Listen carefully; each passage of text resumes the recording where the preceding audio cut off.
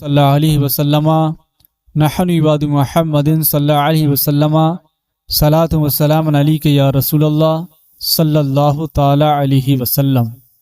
ناظرین حضرات، آج ہم آپ کو غسل کرنے کا طریقہ کیا ہے اور غسل میں کون کون سی باتیں ضروری ہیں، یعنی کتنے فرائض ہیں، وہ انشاءاللہ تعالی بہت ہی آسان الفاظ میں آپ کو ہم بتانے والے ہیں۔ ایک بار اور درود پاک پڑھی اللہ رب محمد صلی اللہ علیہ وسلم نحن عباد محمد صلی اللہ علیہ وسلم صلاۃ و سلام علیک یا رسول اللہ صلی اللہ تعالی علیہ وسلم۔ تو دیکھیے، پہلا ہمارا سوال ہے کہ غسل کرنے کا طریقہ کیا ہے؟ تو اس کا جواب یہ ہے کہ غسل کرنے کا طریقہ یہ ہے کہ آپ سب سے پہلے غسل کی نیت کریں، اپنے دل میں ارادہ کریں، اس کے بعد میں آپ دونوں ہاتھوں کو گٹوں تک اچھی طریقے سے 3 بار دھوئیں۔ پھر اس کے بعد میں آپ استنجا کی جگہ کو دھوئیں۔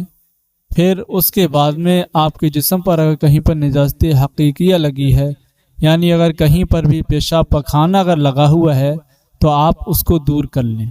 پھر اس کے بعد میں آپ نماز جیسا وضو کریں، مکمل اپنا وضو کریں، مگر اس وقت آپ اپنے پیروں کو نہ دھوئیں۔ اگر آپ کسی اونچی چیز پر نہا رہے ہیں جس جگہ پر پانی نہ رکتا ہو، پتھر وغیرہ یا چوکی وغیرہ پر بیٹھ کر نہا رہے ہیں، تو آپ اپنے پیروں کو بھی دھو سکتے ہیں، ورنہ غسل کرنے کے بعد آپ اپنے پیروں کو دھوئیں۔ پھر اس کے بعد میں آپ پورے جسم پر تیل کی طرح پانی چھٹڑیں۔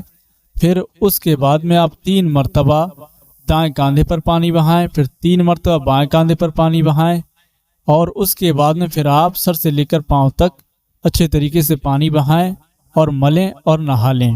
پھر آپ کتنا ہی صابن لگائیں، کسی طریقے سے نہائیں، آپ کا یہ غسل اچھی طریقے سے ہو گیا۔ اس میں کوئی بھی کراہت نہیں، اگر آپ نے اتنا کام کر لیا تب آپ کا غسل ہو جائے گا، اور نہانے کے بعد فوراً کپڑے پہن لیں۔ اب ہمارا دوسرا سوال ہے کہ آخر یہ جو طریقہ ہم نے بتایا، یہ وہ طریقہ تھا جو سنتی طریقہ ہے نہانے کا، یعنی غسل کرنے کا جو سنتی طریقہ ہے وہ ہم نے ابھی آپ کے سامنے عرض کیا۔ اب غسل میں آخر کتنی باتیں ضروری ہیں؟ اگر کوئی بھی شخص ان تمام باتوں میں سے اگر ایک بھی بات کو ترک کر دے تو اس کا غسل ہوگا یا نہیں ہوگا؟ تو جو ضروری باتیں ہیں غسل میں وہ صرف 3 باتیں ہیں۔ غسل کے جو فرائض ہیں وہ صرف 3 فرائض ہیں۔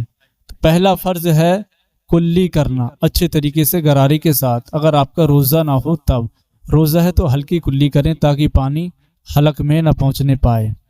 اور دوسرا ہمارا فرض ہے ناک میں پانی چڑھانا، ناک کی نرم ہڈی تک اچھی طریقے سے۔ اور تیسرا ہمارا فرض ہے سر سے لے کر پاؤں تک تمام بدن پر اچھی طریقے سے پانی بہانا، کوئی بھی جگہ خشک نہ رہ جائے۔ اگر بال برابر بھی کہیں پر بھی آپ کی جگہ خشک رہ گئی تب آپ کا غسل نہیں ہوگا۔ یہ 3 باتیں غسل کے اندر فرض ہیں۔ اگر آپ نے جو پہلے ہم نے آپ کو طریقہ بتایا غسل کرنے کا جو سنتی طریقہ تھا، آپ نے اس طریقے سے اگر غسل نہیں کیا، آپ نے ان 3 باتوں پر اگر عمل کر لیا تب آپ کا غسل ہو جائے گا بلا کراہت۔ مگر آپ کی جو سنتیں ترک ہوئیں وہ خلاف سنت آپ کا غسل ہوگا، مگر آپ کا غسل ہو جائے گا۔ تو بہتر ہے کہ آپ اچھی طریقے سے غسل کریں، جو غسل کرنے کا طریقہ ہے یعنی جو سنتی طریقہ ہے آپ اسی طریقے سے غسل کریں۔ اور اگر کوئی بھی شخص بغیر تہبند کے یعنی انڈر ویئر میں اگر غسل کرے تو اس کا غسل ہوگا یا نہیں ہوگا؟ تو دیکھیے، اس کا غسل تو بلا کراہت ہو جائے گا، اس میں کوئی قباحت نہیں پیدا ہوگی، مگر اس پر جو اس نے جو گھٹنوں کو دکھایا، یعنی جو اس نے اپنے سطر کو دکھایا لوگوں کے سامنے، اس پر اس کا گناہ رہے گا، لیکن اس کا غسل ہو جائے گا۔ اس کو چاہیے کہ وہ تہبند باندھ کر کے نہائے یا پھر کسی آڑ میں یعنی چھپی ہوئی جگہ کے اندر وہ نہائے، کسی کے سامنے، لوگوں کے سامنے وہ محض نیکر پہن کر کے، جس کو انڈر بیئر بھی کہا کرتے ہیں، اس کو پہن کر کے وہ نہ نہائے۔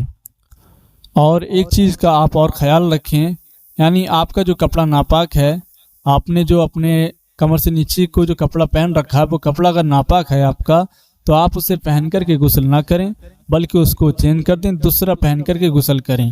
اگر آپ کے پاس میں دوسرا کپڑا نہیں ہے تب آپ اس کپڑے کو پاک کر لیں، پھر اس کو پہن کر کے غسل کر لیں۔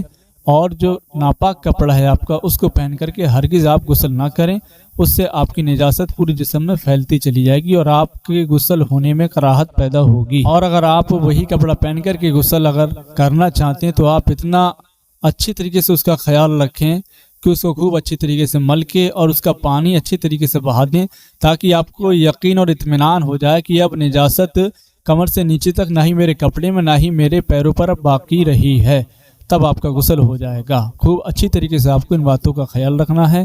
اگر آپ کی کوئی بات سمجھ میں نہیں آئی ہو تو آپ ہم کو کمنٹ کے ذریعے بتا سکتے ہیں، اور آپ اگر کوئی مسئلہ معلوم کرنا چاہتے ہیں تو کمنٹ میں آپ وہ بھی ہم کو بتا سکتے ہیں۔ انشاءاللہ تعالی 24 گھنٹے کے اندر آپ کو اس کا جواب مل جائے گا۔ واللہ اعلم بالصواب۔